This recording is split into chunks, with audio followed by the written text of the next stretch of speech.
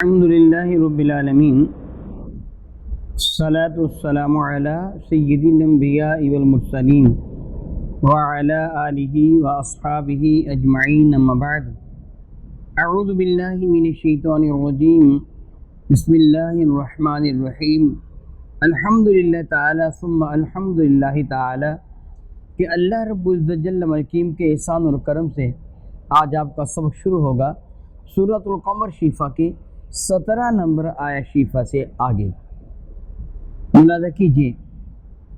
اعوذ باللہ من الشیطان الرجیم بسم اللہ الرحمن الرحیم کذبت عاد فکیف کان عذابی ونذر۔ کذبت جھٹلایا، عاد یعنی قوم عاد نے جھٹلایا، فکیف کان عذابی ونذر، تو پھر کیف کان عذابی، پھر ہمارا عذاب کیسا رہا، ونذر اور ان کو ڈر سنانا کیسا رہا۔ یعنی حضرت ہود علیہ السلام کی قوم عاد کو رب کائنات جل مکیم نے اپنے عذاب سے ڈرایا، براہ راست نہیں بلکہ نبی کے وسیلہ سے، نبی کے توسط سے ان کی جانب حضرت سیدنا ہود علیہ نبینا وعلیہ السلام کو بھیجا گیا تھا، اور خلاق کائنات جل وعلا نے ان کی زبانی اپنی توحید کا اعلان کروایا تھا، اور یہی سنت الہیہ ہے حضرت آدم سے لے کے میرے اور آپ کے کریم آقا رسول رحمت صلی اللہ علیہ وسلم تک جتنے انبیاء علیہ السلام تشریف لائے ہیں سارے کے سارے رب کائنات کی توحید کے داعی بن کے آئے ہیں، لوگوں کو اللہ تعالیٰ جل وعلا کی توحید کی دعوت دینے کے لیے آئے، برائی سے، بت پرستی سے، فحاشی اور عیاشی سے، ظلم و ستم سے لوگوں کو بچانے کے لیے آئے ہیں، ان کو جہنم سے بچا کر جنت کا راستہ دکھانے کے لیے آئے۔ حضرت ہود علیہ السلام نے بھی اپنی قوم کو اسی طرح سمجھایا، مگر قوم کے بدبختوں نے حضرت ہود علیہ السلام کا انکار کر دیا، خلاق کائنات جل وعلا نے ان کو تباہ و برباد کر کے رکھ دیا۔ مختصر سے جملے میں اللہ تعالیٰ جل وعلا نے احساس فرمایا فَكَيْفَ كَانَ عَذَابِي، پھر دیکھو ہمارا عذاب کیسا رہا، وَنُذُرْ جو ان کو ڈر سنایا گیا تھا وہ کیسا رہا۔ یعنی نہ تو ڈر جھوٹا تھا، نبیوں نے معاذ اللہ جھوٹ نہیں بولا، اور یہ ممکن نہ تھا کہ اللہ تعالیٰ کے عذاب کی گرفت میں نہ آتے، ان پہ عذاب بھی آیا، جو ان کو ڈر سنایا گیا تھا اس کا انجام بھی انہوں نے دیکھ لیا۔ اب تھوڑی سی تشریف فرمائی رب کائنات نے کہ اِنَّا أَرْسَلْنَا عَلَيْهِمْ رِيحًا، ہم نے ان پر ہوا کو بھیجا تھا، ہم نے ان پر ہوا کو بھیجا۔ یہ اللہ کے لشکر ہے، مچھر بھی اللہ کا لشکر ہے، ہوا بھی اللہ کا لشکر ہے، بارش بھی اللہ کا لشکر ہے، آگ بھی اللہ کا لشکر ہے، زمین بھی، آسمان بھی، سب کچھ اللہ کا لشکر ہے، ساری کی ساری مخلوق اللہ تعالیٰ کی ہے۔ وہ اپنی جس مخلوق کو حکم دے اور جس کی مرمت کے لیے حکم دے وہ ایسے ہی ہو جاتا ہے۔ آپ اس حقیقت سے بہت اچھی طرح واقف ہیں، مجھے اور آپ کو زندہ رہنے کے لیے ہوا کی اشد ضرورت ہے، بغیر ہوا کے ہماری زندگی ممکن نہیں ہے۔ کوئی بھی جاندار ہوا کے بغیر زندہ نہیں رہ سکتا۔ وہ شے جو ہماری زندگی کے لیے از بس ضروری ہے، اللہ چاہے تو اسے ہی ہماری موت کا پیغام بنا دے۔ جو چیز ہمارے لیے مفید ہے نا، وہی چیز ہمارے لیے عذاب بن سکتی ہے۔ اب دیکھیے، ہوا ہمارے لیے ضروری ہے، ہوا کے بغیر ہم مر جائیں گے، ہماری زندگی ختم ہو جائے گی اگر کسی چوک میں روک دی جائے۔ اگر آپ نے آزمانا ہو تو اپنی سانس کو روک کے دیکھ لیں، آپ کو پتہ چل جائے گا کہ ہمارے لیے ہوا کس قدر اشد ضروری ہے۔ لیکن ان کے لیے پھر کیا ہوا، اللہ تعالیٰ نے ہوا ہی کو حکم دے دیا کہ جو تو ان کو زندگی کی بھیک دینے والی ہے تو ہی ان کو تباہ و برباد کر۔ پھر وہ ہوا کیسی تھی؟ میرا اللہ فرماتا ہے ریحن سرسرا، ایسی ہوا جو بڑی تیز رفتار ہوا تھی، ایسی تیز رفتار ہوا کبھی بھی نہیں چلی جتنی تیز رفتار وہ تھی۔ یاد رکھیں قرآن مجید فرقان حمید میں ہوا کے لیے ریاح اور ریح یہ دو لفظ استعمال ہوئے ہیں۔ ریاح عموماً رحمت والی ہوا کے لیے اور ریح عموماً عذاب والی ہوا کے لیے رب کائنات نے مذکور فرمایا ہے۔ سرسرا شدید تیز آندھی، جھکڑ، شدید طوفان، معاذ اللہ تعالیٰ سمعاذ اللہ تعالیٰ، اتنی شدید ہوا تھی، روایات مقدسہ میں آتا ہے کہ حضرت ہود علیہ السلام کی قوم عاد بڑے دراز قد تھے، بڑے اونچے اونچے قد آور لوگ تھے۔ نبی کریم ان کے لیے فرماتا تنحتون من الجبال بیوتا، کہ تم پہاڑوں کو کھود کر ان کو اپنا گھر بناتے ہو، یعنی جس قدر ان کے قد کاٹ بڑے تھے، اتنی بڑی عمارتیں دیواریں بنانا قدرے مشکل تھا، کیونکہ دیوار جب بہت زیادہ اونچی ہو جائے گی تو پھر گر جائے گی۔ ویسے میں نے نمرود کا قلعہ دیکھا ہے، نمرود کا قلعہ میں نے بابل میں دیکھا ہے، اس کی دیواریں جس طرح ہی ہماری مسجد کی یہ عرض ہے، چوڑائی ہے، 40 فٹ کے قریب، شاید اس سے بھی بڑی بڑی چوڑی دیواریں ہیں، اس کی مٹی کی دیواریں ہیں، اونچی اونچی دیواریں بنائی ہوئی تھی انہوں نے، اور جو انہوں نے پکی ایک قلعہ کا وہ مینارہ بنایا ہوا ہے، اس کے اوپر لوگ چڑھ بھی جاتے، وہ بھی بہت بڑا ہے، بہت چوڑا ہے، دیواریں بھی چوڑی بناتے تھے۔ لیکن وہ قوم عاد والے جو دیواریں بناتے تھے وہ اتنی چوڑی، بلکہ وہ پہاڑوں ہی کو کھود کر اپنی رہائش گاہیں بناتے تھے، کہ ادھر پہاڑ ہے ادھر پہاڑ ہے، اور پہاڑوں ان کو کھود کر اس میں اپنے لیے گھروندے بنا لیتے، گھر بنا لیتے۔ ان کو اس طرح مکان بنا کے رہنا ہوتا تھا۔ جب حضرت سیدنا ہود علیہ نبینا علیہ السلام نے ان کو ڈر سنایا کہ لوگوں دیکھو تم اللہ تعالیٰ کی نافرمانی پہ اتر آئے ہو، میری نافرمانی کر رہے ہو، اللہ تعالیٰ کی توحید کا انکار کر رہے ہو، پروردگار عالم جل وعلا تم پر ہوا کا عذاب بھیجے گا، بتا دیا ان کو۔ انہوں نے حضرت ہود کا مذاق اڑایا، لیکن ساری باتوں کے باوجود، انکار کے باوجود ان کو یقین تھا جو یہ کہتے ہو جاتا ہے۔ جس طرح کافر یقین رکھتے تھے نا، ابو جہل کے پاس کافروں نے ہی آ کے سوال کیا تھا کہ ان کے بارے میں کیا خیال ہے، اس نے کہا تو ہے تو وہ سچا، مگر میں ان کو مانوں گا نہیں۔ کیا ابو لہب کے بیٹے کے لیے جب میرے نبی نے فرمایا تھا اللہم صلت علیہ قلب من کلابت، اے اللہ تعالیٰ اپنے کتوں میں سے کتا اس بدبخت پر مسلط کر دیں، تو کیا ابو لہب کو فکر لاحق نہیں ہو گئے تھے؟ تو اسے کہا نہیں تھا کہ اس کی زبان سے جو نکلتا وہ پورا ہو جاتا ہے؟ کیا امیہ بدبخت کو میرے نبی نے فرمایا تھا کہ جب تو اپنے گھوڑے پر سوار ہوگا تجھے میں قتل کروں گا، تو اسے یقین نہیں ہو گیا تھا وہ مجھے قتل کریں گے؟ یعنی کافروں کو یقین بھی تھا کہ جو ان کی زبان سے نکلتا حق ہے۔ اسی طرح جب حضرت ہود علیہ السلام نے اپنی قوم کو بتایا تو انہوں نے کہا کہ ہو تو جائے گا، ایسے عذاب تو آئے گا، لیکن ہم اس کا مقابلہ کریں گے۔ معاذ اللہ تعالیٰ سماذ اللہ تعالیٰ، اللہ کی طرف سے ملنے والی سزا کا مقابلہ نہیں کیا جا سکتا۔ یہ بیوقوفی ہم نے بھی کی، یہ بیوقوفی ہم نے بھی کی، ہم کورونا کا مقابلہ کریں گے بھی، رب کا مقابلہ نہیں، کہو کہ اب رب سے توبہ کریں گے، اللہ کے ذر رجوع کریں گے۔ مقابلہ کون کر سکتے ہے بھلا؟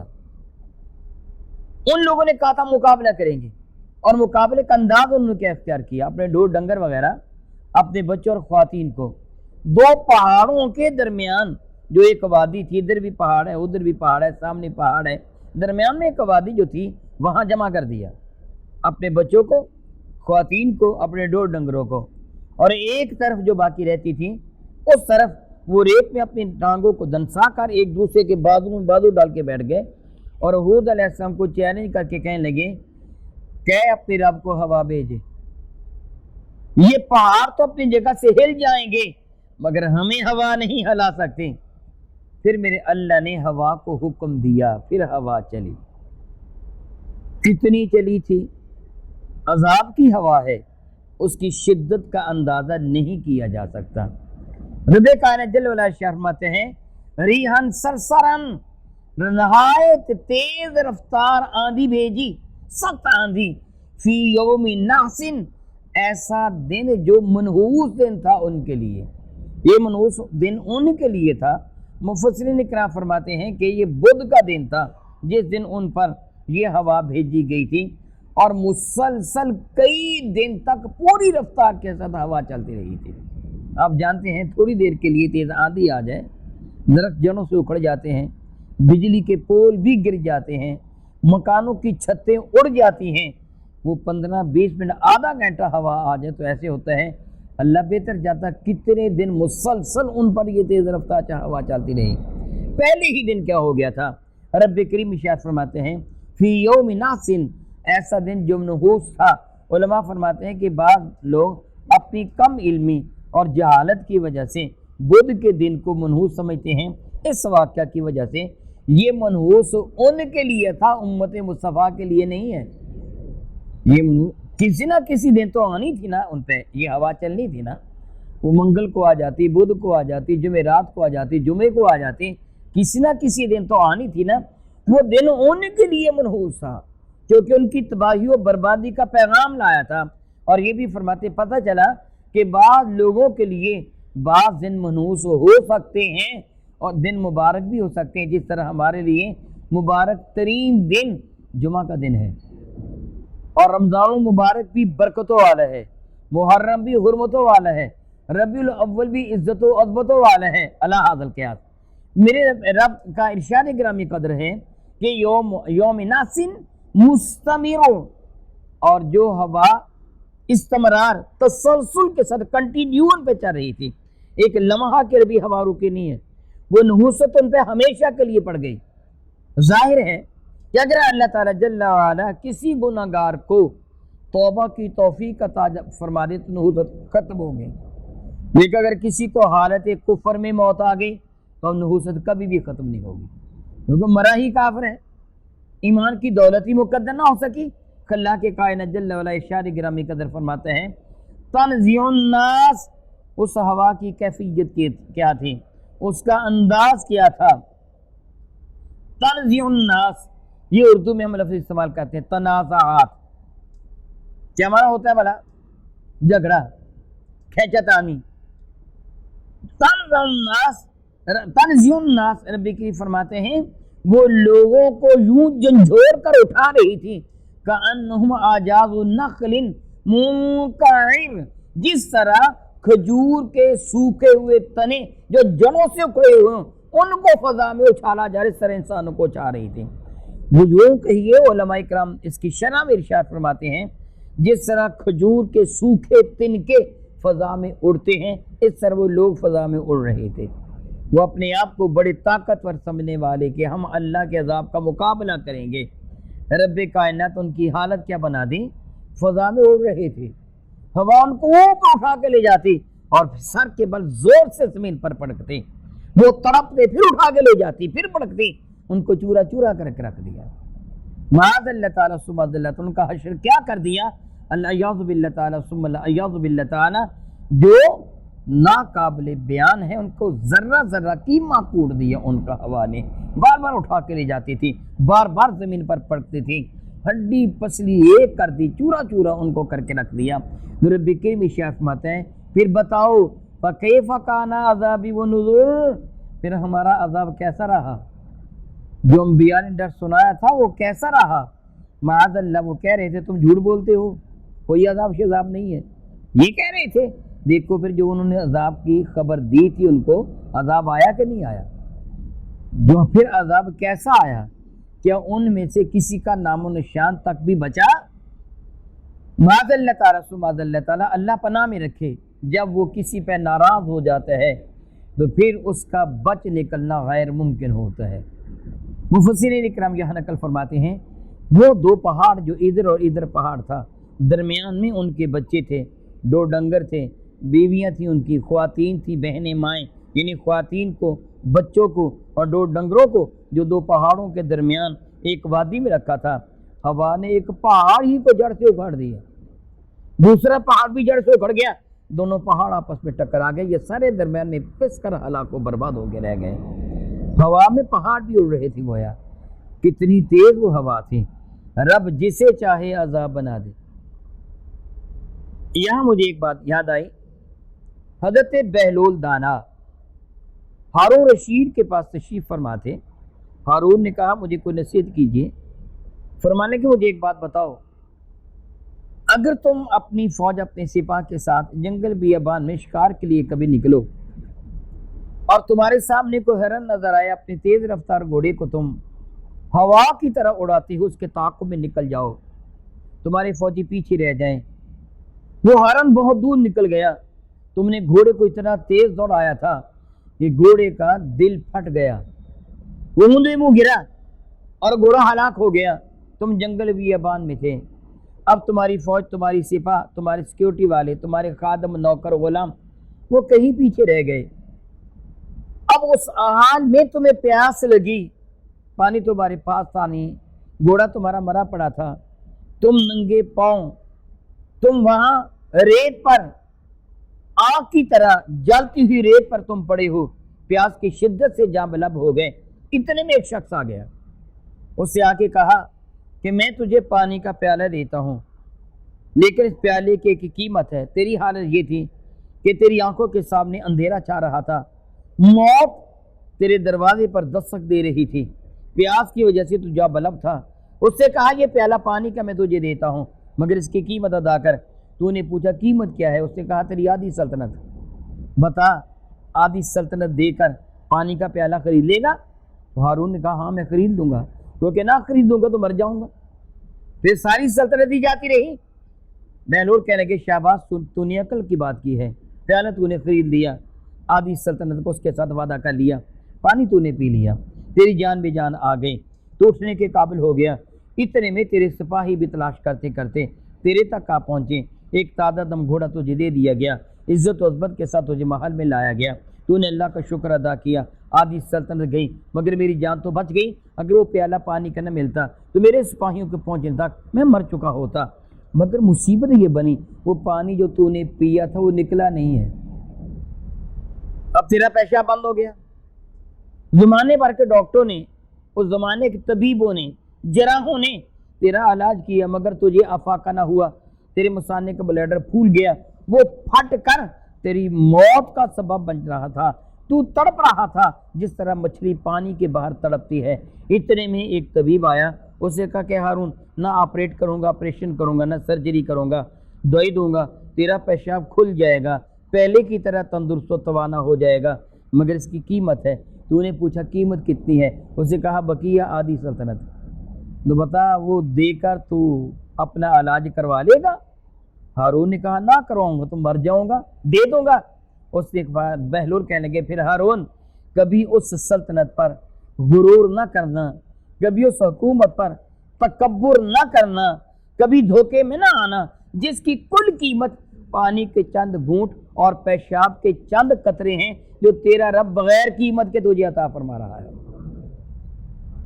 پانی نہ ملے پھر بھی ہم مرتے ہیں، مل جائے نہ نکلے پھر بھی مرتے ہیں، غذا نہ ملے پھر بھی موت آتی ہے، پیٹ میں چلی جائے نکلے نہ تب بھی موت آتی ہے۔ اللہ اکبر، اللہ اکبر، اللہ اکبر۔ یہ خوراک بھی تیری موت کا سبب بن سکتی ہے، یہ پانی بھی تیری موت کا سبب بن سکتا ہے۔ رب بڑا بے نیاز ہے۔ اور ان لوگوں کو رب کائنات نے ہوا کے ساتھ ہلاک و برباد کر کے رکھ دیا۔ ارشاد فرماتا ہے وَلَقَدْ يَسَّرْنَا الْقُرْآنَ لِلذِّكْرِ فَهَلْ مِن مُدَّكِرٍ۔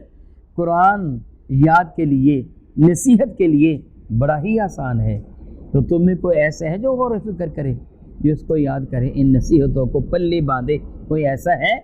الحمدللہ تعالیٰ ثم الحمدللہ تعالیٰ، مولا کریم تیرے احسان سے، تیرے کرم سے جو تو نے ہمیں ہدایت کی دولت عطا فرمائی، ہم قرآن سے ہدایت لے رہے ہیں۔ الحمدللہ تعالیٰ ہم یہ نصیحت قبول کر رہے ہیں۔ یہی نصیحت ہے نا جو میں قبل ازیں بھی کہہ چکا ہوں، گزشتہ زمانے کے واقعات بطور تجربہ ہماری نگاہوں کے سامنے ہیں کہ ہم وہ فعل نہ کریں جس کی وجہ سے اللہ تعالیٰ نے ان کو عذاب میں مبتلا فرمایا تھا۔ گویا نبی آخر زمان کا امتی ہونا بھی رب کائنات کی بہت بڑی نعمت ہے۔ رب کائنات ہمیں قرآن مجید فرقان مجید کو صحیح طریقے سے سمجھنے اور اس پہ عمل کی توفیق و ہمت عطا فرمائے۔ آمین ثم آمین۔ او کما قال اللہ تبارک و تعالی واللہ تعالی اعلم باسرار کتابہ۔ الصلاۃ والسلام علیکہ یا سیدی یا